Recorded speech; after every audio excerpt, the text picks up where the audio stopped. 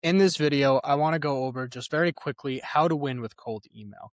There are so many opportunities that content creators are missing out because they're trying to build an audience over months or years at a time, but they are not going to direct outreach. A lot of creators kind of become creators because of the idea that they don't want to hard pitch people. They don't want to try to force people into buying their product. I was very much like that, but you have to reach out to people if you want them to know about you, simply put. So let's break it down really quick how to win with cold email. And the first part is obviously step zero, building out the email infrastructure.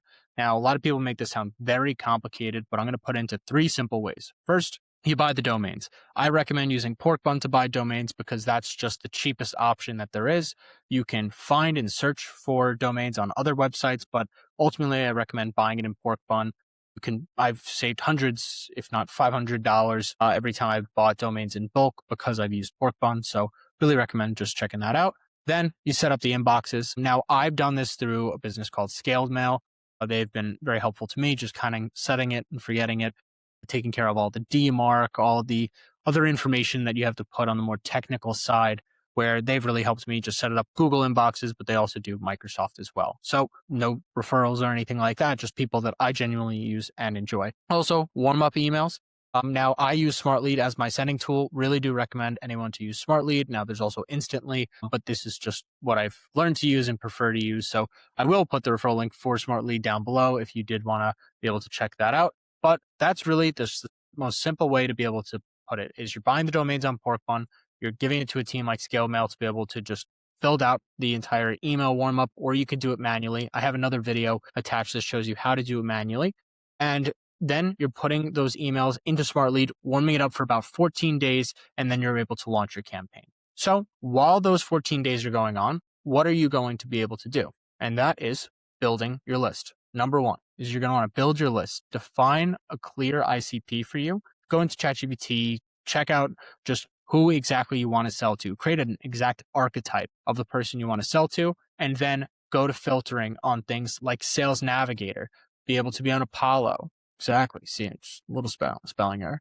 So just be able to do those kinds of things. So I'm just going to go over here. So now that we're on Apollo, this is just how I've been able to filter out some leads. So I'm looking for marketing agencies. Those are particularly the people that I do cold email for, looking for people in the US, employees 1 to 50.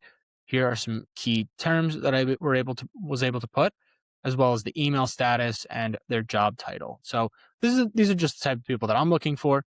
Of course, it can be different for everyone, but you can see here, I have 57,000 people. I've saved 5,000. I can keep taking more leads from this list, as well as Sales Navigator. If you're using something like HeyReach, where you can be able to reach out to people on LinkedIn, really recommend that.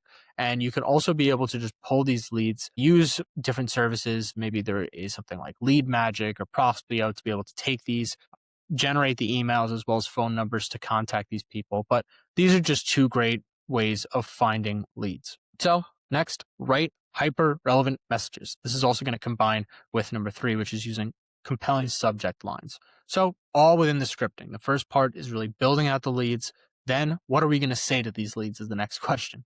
So here is a background on my campaign that I've been running for about a week and a half now.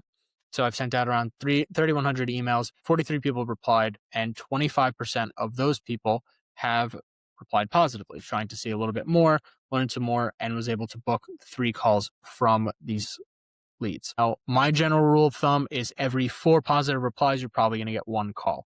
Around that 25% mark is something that I see to be relevant to me and the clients that I'm working with. So really, I go by those metrics. Now, to be able to show you exactly what messages we're sending out, just very in-depth detail. So we're going to go into one of these, which is take quick question. We help ad agencies secure 5 clients a month through psychology driven, or it says value based, or it says connection based.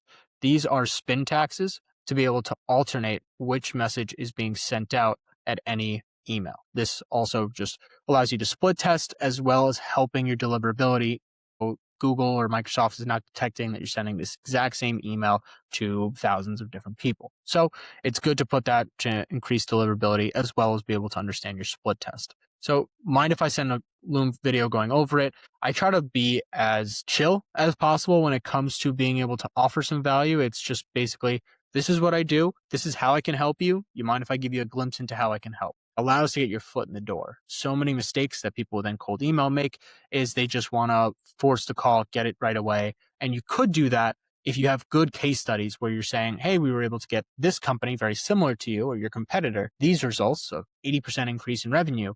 And we feel confident we could do the same for you. Want to jump on a quick call? That's a lot easier to do. But if you're limited in case studies or you just don't want to do those, then I would recommend a lead magnet approach as well as just going into more of a straight pitch. So these are one of the scripts that I recommend just being able to understand just, I guess, the logic behind it. And then, of course, we have different follow-ups for different days. So giving you a lot of background kind of on my campaign, a little bit behind the curtain there. Now, next, of course, compelling subject lines. You want to make sure you're able to be able to get attention. So whether you're doing that, now I remember this one was working for me pretty well. So 3 new clients for company name. We kind of go into detail about what we're doing and then how we do it, as well as company name, X Catalyst Creators. So you're able to see the collaboration there. And then just very simple messaging. We'll do this or you don't pay. Any guarantee that you can add in a cold email is bound to get you 10 times more replies. So if you have a guarantee or something that is an undeniable part of your offer, put that in your messaging. Next, optimize deliverability. Of course, this is the thing that is very important to do.